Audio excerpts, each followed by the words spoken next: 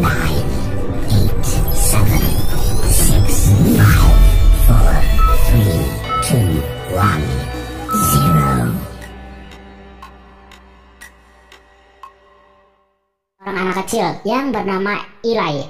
Jadi karena susah bacanya Eli, jadi aku panggil aja lah Eli. Ia sekarang mengidap penyakit yang sangat langka, yakni tidak bisa bebas dengan dunia luar. Artinya bahwa Eli akan mengalami kulitnya terbakar karena terpapar sinar matahari langsung atau udara kotor maupun air. Jadi kehidupan Eli sekarang hanya memakai jas mirip astronot ketika keluar dari rumahnya. Dan di dalam kamar pun Eli harus dimasukkan ke dalam tenda plastik. Semua itu guna untuk menghindarkan Eli dari debu-debu kotor atau semacamnya, dan agar tidak mengkontaminasi sesuatu yang telah ia pegang. Bahkan Eli juga sering diejek oleh orang-orang ketika keluar dari rumahnya karena memakai jas astronot tersebut.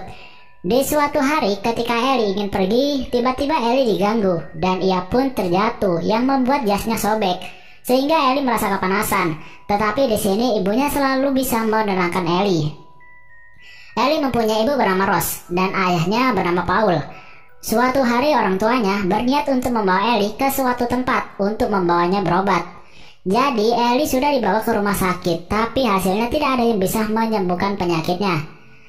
Sesuai dengan informasi yang mereka dapatkan bahwa ada tempat di mana itu akan bisa menyembuhkan penyakitnya, dan mereka pun akan pergi ke sana. Ternyata mereka ingin pergi ke suatu tempat di mana terlihat rumah tua sendirian. Namun rumah itu bukan sembarangan rumah. Di dalamnya terdapat dokter dan perawat, serta perlengkapan medis yang cukup mumpuni. Dokter itu bernama Dr. Hon. Ia sudah dipercayai oleh kedua orang tua Eli untuk bisa menyelamatkan Eli dari penyakitnya. Meskipun terlihat rumah tua, ternyata rumah itu sudah dalam keadaan steril di dalamnya. Bahkan Eli dan orang tuanya harus memasuki pintu yang sudah dipasangi dengan air shower, guna untuk menghilangkan debu kotor atau semacamnya dari dunia luar. Karena di rumah tersebut bersih, Eli sekarang sudah tidak lagi memakai jas. Bahkan sekarang ia sudah bisa mandi seperti sedia kala. Mulai dari masuk rumah tua itu, sebenarnya Eli sudah merasakan keanehan dan ketakutan. Tapi semua itu hilang ketika ia sudah bebas melakukan apa saja tanpa takut penyakitnya kambuh. Di suatu malam, Eli ketika hendak tidur, ia melihat ada seorang yang bernapas di jendelanya, sehingga membuat Eli ketakutan dan pergi tidur bersama kedua orang tuanya. Dari kejadian ini, tidak ada yang percaya dengan Eli dan menganggapnya bahwa itu semua adalah efek dari obatnya. Jadi dalam pengobatan Eli, mereka melakukan 3 prosedur yang akan dilakukan untuk proses penyembuhannya. Dalam setiap melakukan prosedur penyembuhan Eli, selalu dibawa ke ruang medis yang dimana orang tuanya tidak boleh ikut. Terlihat betapa sayang ibunya kepada Eli. Berbeda dengan ayahnya yang terlihat diam dan memikirkan sesuatu. Ibunya selalu menguatkan dan menenangkan Eli di setiap Eli merasakan ketakutan dan putus asa. Prosedur pertama pun dilakukan. Langkah awal diambil data mulai dari berat badan, tinggi, dan foto dari Eli. Dr. Horn memulai prakteknya dan mengatakan kepada Eli bahwa ia terkena sindrom autoimun, yakni ada gen yang telah rusak yang digunakan untuk memproduksi antibodi di sumsum tulang, dan akan dibangun lagi dengan mensuntikan cairan virus ke dalam tubuh Eli. Namun di sini Dr. Hon terlihat bahwa telah mengambil sedikit daging dari Eli. Entah apa maksudnya, tidak diketahui. Kemudian Eli bertemu dengan seorang gadis bernama Heli. Heli bertempat tinggal tidak jauh dari rumah tua itu. Heli selalu mengunjung Eli untuk menanyakan kabarnya. Memang cukup aneh sih, bisa terdengar suara dari luar, padahal rumahnya sangat tertutup.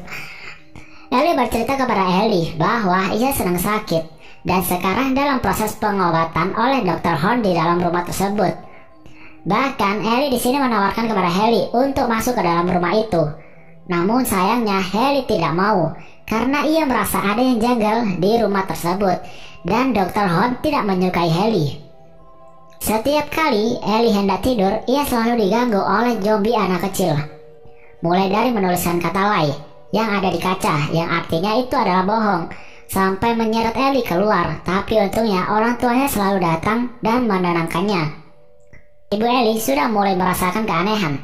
Tapi lagi-lagi Dr. Horn mengatakan bahwa ini semua adalah efek dari obatnya. Namun ketika Ibu Ellie meminta dosis obatnya itu dikurangi, ayahnya malah membela Dr. Hon dan membiarkan semua apa yang dilakukan oleh Dr. Hon kepada Ellie. Keesokan harinya Ellie mulai melakukan prosedur yang kedua dalam pengobatannya. Prosedur ini mulai mengerikan, yakni Ellie disuntik yang membuat badannya itu kepanasan, dan di sini kepala Ellie dibor oleh Dr. Hon. Dan Dr. Hon mengatakan kepada orang tuanya bahwa apa yang dialami Ellie itu adalah semua reaksi yang secara umum. Jadi tubuhnya itu menolak sel-sel baru yang ada di tubuh Ellie. Di suatu makan malam, Ellie merasakan bahwa tubuhnya itu semakin memburuk dan ingin pergi saja dari rumah itu. Namun ayahnya mengatakan bahwa semua itu adalah karena sel-sel baru yang sedang bertarung dengan sel buruk. Dan kemudian ayahnya menenangkan Ellie agar tetap melakukan pengobatannya. Lagi-lagi ketika hendak tidur, Ellie diganggu oleh hantu anak kecil. Kali ini hantu tersebut mencakar-cakar lemari dan merusaknya. Namun tetap saja, mereka menganggap bahwa semua itu adalah tindakan dari Ellie karena pengaruh obatnya. Dr. Hon pun mengatakan bahwa semua pasiennya tidak pernah melihat hantu sama sekali di rumah itu. Kemudian malam harinya lagi, Ellie bertemu kembali dengan Haley. Haley kaget dengan kondisi Ellie yang semakin memburuk. Dari sini, Haley pun menceritakan bahwa sebenarnya sebelum Ellie, ada anak kecil bernama Perry. Namun, Haley tak pernah ketemu lagi dengannya.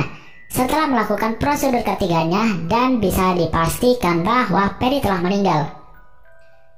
Ellie kemudian diganggu lagi oleh 3 anak kecil di sebuah lorong, di mana hantu itu menyeret Ellie ke dalam pintu air shower dan membuka pintu luar. Ellie menganggapnya bahwa hantu itu mengusir Ellie dan ingin membunuhnya. Tapi untungnya Ellie segera diselamatkan dan dibawa masuk ke rumah itu kembali. Ketika Ellie tersadar, ia mengatakan bahwa sebelumnya ada anak bernama Perry di rumah itu. Tapi sayangnya Dr. Hon membantahnya. Ellie pun kesal dan mengatakan bahwa Dr. Hon adalah pembohong. Namun tanpa sengaja ia memukul kaca sampai tangannya berdarah dan akhirnya ia pun pingsan. Kemudian Ellie mengetahui bahwa cakar-cakar di lemari tersebut bukan hanya bertuliskan kata lie, tetapi itu juga bisa diartikan sebagai kode, yaitu 317. Karena mengetahui hal tersebut, Ellie di malam harinya segera menyelinap ke ruang medis. Dan ternyata benar saja bahwa kode 317 adalah kode akses masuk ke ruangan medis. Ellie kemudian segera mencari petunjuk dan akan membongkar kebohongan dari Dr. Hon. Setelah mencari-cari, akhirnya Ellie menemukan dokumen yang berisi tentang pasien-pasien sebelumnya, termasuk juga Ellie. Semua pasiennya ternyata anak-anak semua, dan mereka meninggal semua dalam keadaan yang mengenaskan. Tak lama kemudian Dr. Hon dan perawatnya terbangun karena suara berisik dari orang tua Ellie yang sedang bertengkar. Ternyata ayah Ellie menyembunyikan sesuatu bahwa sebenarnya Ellie tidak akan selamat. Dan Ellie akan mati di prosedur ketiganya. Karena di setiap prosedurnya, tubuh Ellie selalu mengalami reaksi yang membahayakan tubuhnya. Mengetahui hal itu, ibunya Ellie langsung bergegas untuk meninggalkan rumah itu dan juga akan membawa Ellie pergi. Namun Dr. Hon kembali lagi menenangkan ibu Ellie bahwa semuanya akan baik-baik saja dan Ellie akan segera sembuh. Balik lagi ke Ellie. Ellie yang berlari ke kamar orang tuanya ternyata sudah tidak ada. Kemudian ayahnya datang dan menyuntikkan Ellie penenang. Meskipun Ellie mengatakan bahwa ia telah melihat dokumen pasien-pasien sebelumnya dan mereka telah meninggal semua, ayahnya tak menghiraukan hal itu. Bahkan Ellie yang memberitahukan tempat dokumen-dokumen tersebut ternyata sudah tidak ada lagi, yang kemungkinan sudah dipindahkan oleh perawat-perawatnya. Ellie pun langsung dibawa ke ruang medis untuk menjalani prosedur ketiganya. Tapi Ellie berhasil kabur. Ia berlari ke kamar Dr. Hon dan ia mengetahui bahwa Dr. Hon bukanlah seorang dokter, melainkan seorang suster. Kemudian ia menemukan ruang bawah tanah, tapi sayangnya ia malah dikurung oleh mereka, termasuk oleh orang tuanya juga di ruang bawah tanah tersebut. Sehingga Ellie pun jatuh pingsan karena merasa tidak bisa bernafas. Setelah bangun, Ellie kaget karena ternyata ia bisa bernapas dan tidak kepanasan, berada di tempat yang udaranya itu kotor. Karena khawatir, akhirnya ibunya kembali ke ruang bawah tanah untuk melihat Ellie. Ellie yang berpura-pura pingsan akhirnya berhasil mengelabui ibunya dan berhasil kabur. Di sini ibunya telah sadar bahwa yang dikatakan Ellie adalah benar, bahwa semua pasiennya telah mati semua. ketika Ibu Ellie melihat sumur yang berisi mayat-mayat. Ellie berusaha kabur dengan memecahkan kaca, tapi tidak bisa. Dan akhirnya Ellie ditangkap kembali dan akan dilakukan prosedur ketiganya. Namun tiba-tiba ibunya Ellie datang dan menodongkan pisau ke Dr. Horn, karena di sini ibunya Ellie sudah mengetahui tentang semuanya. Tapi ayahnya merebut pisau itu dan menyuruh Dr. Horn untuk melakukannya kembali. Ternyata di sini prosedur ketiganya adalah bukan medis, tetapi pengusiran iblis terhadap tubuh Ellie dengan membacakan mantra dan menyiramkan air suci. Namun karena terlalu kuat, akhirnya Ellie bisa melawan mereka semua dengan bantuan iblis di dalam tubuhnya. Karena Ellie sekarang lebih kuat lagi, ia bisa mengendalikan semua hanya dengan pikirannya saja. Ellie yang semakin marah akhirnya membunuh dokter dan perawatnya dengan dibakar hanya dengan pikirannya saja. Dan ayahnya yang ingin membunuh dengan menusuk Ellie akhirnya juga terbunuh dengan dihancurkan mukanya oleh Ellie. Oke, mungkin kalian masih bingung tentang semua ini. Oke, akan aku jelaskan. Jadi ternyata Ellie bukanlah anak dari Paul, melainkan Ellie adalah anak iblis. Ellie bukan terkena penyakit, melainkan karena ia adalah iblis makanya alergi dengan sinar matahari. Dan ibunya berbohong kepada Ellie bahwa ia terserang penyakit dan tidak boleh terkena udara dan debu kotor serta sinar matahari. Karena terlalu polos, Ellie menuruti semua perkataannya.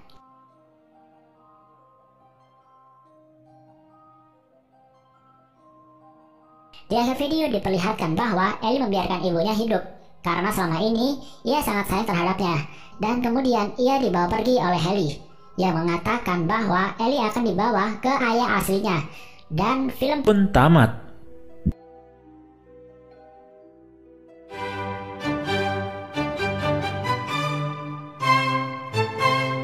Oke, pembahasan singkat bagi kalian yang masih bingung. Jadi Ellie itu tidak terkena penyakit karena di dalam tubuhnya itu ada iblis, makanya ia sering kepanasan ketika terkena sinar matahari. Dan untuk udara, debu, air yang kotor, sebenarnya itu hanyalah perkataan dari orang tuanya untuk alasan agar Ellie tidak bisa kemana-mana. Kemudian mereka membawa Ellie ke Dr. Horn sebenarnya untuk menghilangkan dan membunuh iblis itu. Awalnya mereka percaya, tapi ketika semuanya mulai terbongkar bahwa Ellie tidak akan terselamatkan, ibunya pun melawannya. Dan ternyata ayahnya mengikhlaskan itu semua dan mendukung Dr. Horn untuk membunuh Ellie karena di sini ayahnya itu sangat terbebani dengan adanya Ellie.